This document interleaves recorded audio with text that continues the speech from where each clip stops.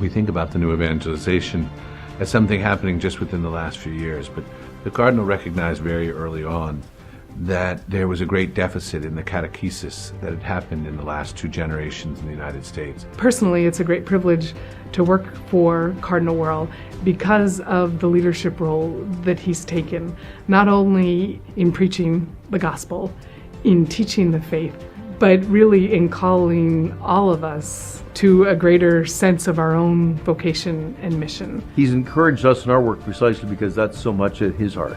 I mean, he really wants to see the church become really what Christ intended it to be, something which is a vehicle for power, for love, for grace, for all people. When he wrote the pastoral letter for the Archdiocese, Disciples of the Lord Sharing the Vision, it flowed directly from the work that he had been doing for most of his priesthood and certainly his entire episcopate. And so what he's given all of our parishes is a map and a way to be able to assess their capacity for evangelization. What is needed for the new evangelization are men and women who are conversant with the people of their times, the mind and the heart of their contemporaries. All of the time he's committing to being interviewed on everything from Meet the Press to Morning Joe is his way, too, of saying it's really important for him to take the opportunity to be able to speak to the public. One of the amazing things that's happened in his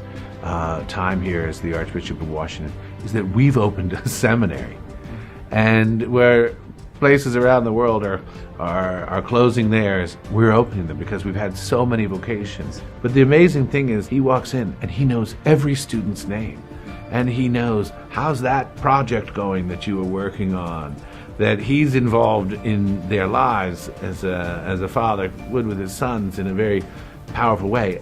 And for me, it's symbolic of his care for his whole diocese. Within the local archdiocese, the Cardinal has really impressed upon all of us who are responsible for programming to really think about how can we help people encounter the risen Christ and come to know Jesus more intimately. When I first spoke with Cardinal Wuerl, I could see that he was keenly interested in bringing the faith, bringing an intellectual understanding of doctrine, of faith, to a people working in government. You see a broad range of issues, increasing the parish's capacity for evangelization, increasing our ability to invite people to come to know the risen Christ in a more intimate kind of way, and increasing the mission of the church in the public square. Cardinal Wuerl recognizes that the locus of the new evangelization is not just what the Archbishop of Washington says, but what happens in the local parish.